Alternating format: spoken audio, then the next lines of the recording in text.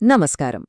మన దేశంలో పిల్లలు, యువకులు ఎక్కడ పనిచేయాలి, ఎక్కడ చెయ్యకూడదు అనే దానిపై ఒక చాలా ముఖ్యమైన చట్టముంది. అదే 1986 బాలల మరియు కౌమార కార్మికుల చట్టం.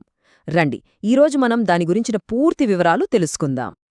అసలు మన చట్టం ప్రకారం చిన్న వయసు వాళ్ళు ఎక్కడ, ఎప్పుడు పనిచేయొచ్చు? ఈ ప్రశ్న చాలామందికొస్తుంది కదా.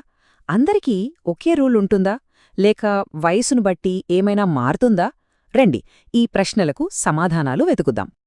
సరే, ఈ చట్టాన్ని పూర్తిగా అర్థం చేసుకోవాలంటే ముందుగా దీని అసలు ఉద్దేశమేంటో చూద్దాం.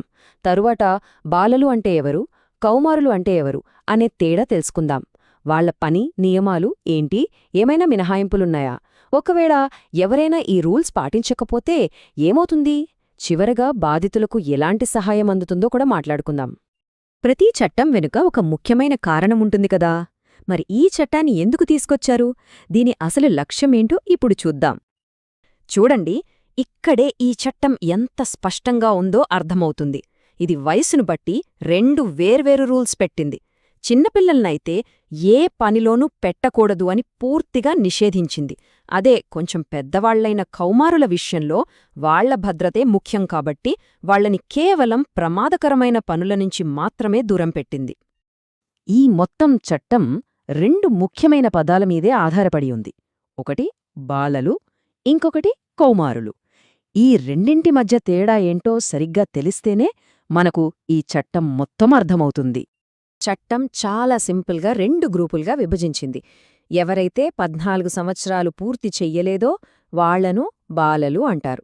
ఇక 14 దాటి 18 లోపున్నవాళ్లను కౌమారులు అంటారు. గుర్తుంచుకోండి, ఈ వయసులే ఆ తర్వాతొచ్చే అన్ని నియమాలకు బేస్. సరే, ఈ వయస్సులను బట్టి అసలు రూల్స్ ఎలా ఉన్నాయో ఇప్పుడు చూద్దాం. ఎవర్ని పూర్తిగా పని చేయకుండా ఆపారు, ఎవరికి కొన్ని షరతులతో పర్మిషన్ ఇచ్చారు? ఇక్కడ చూడండి, తేడా ఎంత క్లియర్గా ఉందో. 14 ఏళ్ల లోపు పిల్లల విషయానికొస్తే వాళ్లను ఏ పనిలోనైనా, అంటే ఏ వృత్తిలోనైనా సరే పెట్టడం పూర్తిగా నిషేధం. అదే 14 నుంచి 18 ఏళ్ల మధ్య ఉన్నవాళ్ల విషయానికొస్తే వాళ్లను అన్ని పనుల నుంచి ఆపలేదు. కేవలం గనులు, రసాయనాలు, పేలుడు పదార్థాల ఫ్యాక్టరీలు ఇలాంటి ప్రమాదకరమైన పనుల్లోకి మాత్రం వెళ్లకూడదు. అయితే చట్టం ఎప్పుడూ కఠినంగానే ఉండదు కదా. కొన్ని వాస్తవ పరిస్థితుల్ని కూడా దృష్టిలో పెట్టుకుంటుందే. అందుకే ఈ కఠినమైన నియమాలక్కూడా కొన్ని చాలా ముఖ్యమైన మినహాయింపులిచ్చారు.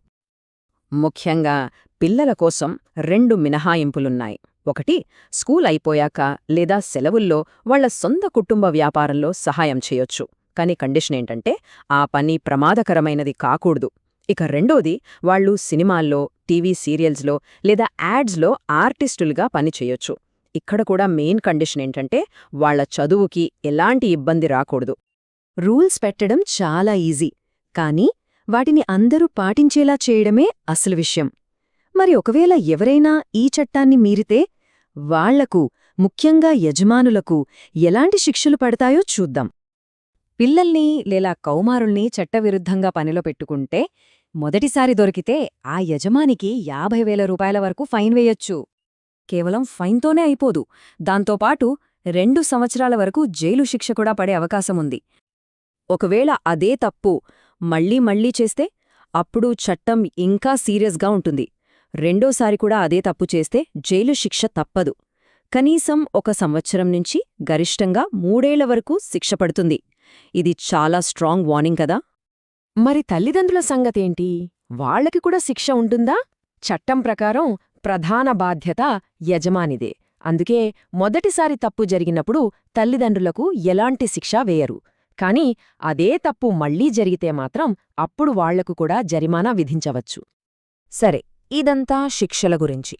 కానీ ఈ చట్టం శిక్షించడమే కాదు, రక్షించబడిన పిల్లలకు అండగా కూడా నిలుస్తుంది. వాళ్లకోసం ఎలాంటి సపోర్ట్ సిస్టముందో ఇప్పుడు చూద్దాం. ఈ చట్టంలో ఒక అద్భుతమైన విషయమేంటంటే ఈ బాలల మరియు కౌమార కార్మికుల పునరావాస నిధి. దీని స్పెషాలిటీ ఏంటో తెలుసా? యజమానుల దగ్గర్నుంచి వసూలు చేసిన ఫైన్ డబ్బుని నేరుగా బాధితులైన పిల్లలకే ఇస్తారు. అంటే శిక్షని సహానంగా మారుస్తున్నారన్నమాట. ప్రతి జిల్లాలోనూ ఈ ఫండ్ ఉంటుంది. ఈ ప్రాసెస్ ఎలా పనిచేస్తుందంటే, ఫస్ట్ యజమాని కట్టిన ఫైన్ డబ్బు ఫండ్లోకి వస్తుంది. తర్వాత ప్రభుత్వం దానికి అదనంగా ప్రతి బిడ్డకు 15,000 రూపాయలు జోడిస్తుంది. ఈ మొత్తం డబ్బుని పిల్లల పేరు మీద ఇన్వెస్ట్ చేస్తారు. ఫైనల్గా ఆ డబ్బు, దానిమీద వచ్చిన వడ్డీ అన్నీ కలిపి నేరుగా ఆ బిడ్డకే చెల్లిస్తారు. అంటే ఒక తప్పు వల్ల వచ్చిన డబ్బుతోనే ఒక బిడ్డ భవిష్యత్తుకి భరోసా కల్పిస్తున్నారన్నమాట. సో మొత్తం మీద మనం గుర్తుపెట్టుకోవాల్సిన విషయమేంటంటే, ఈ చట్టం కేవలం బాలకార్మిక వ్యవస్థను నిషేధించడమే కాదు, దానినుంచి బయటపడిన వాళ్లకి అండగా నిలబడి వాళ్ల జీవితాల్ని మళ్లీ చక్కదిద్దడానికి కూడా సహాయపడుతుంది. మనకు ఇంత మంచి చట్టముంది, అన్ని రూల్సున్నాయి, ఇది ఖచ్చితంగా ఒక బలమైన పునాది. కాని ఇవన్నీ ఉన్నప్పటికీ ప్రతి ఒక్క బిడ్డ భవిష్యత్తును పూర్తిస్థాయిలో కాపాడటానికి మనం ఇంకేం చేయాలి? ఈ ప్రశ్నతో ఈ రోజుకి ముగిద్దాం.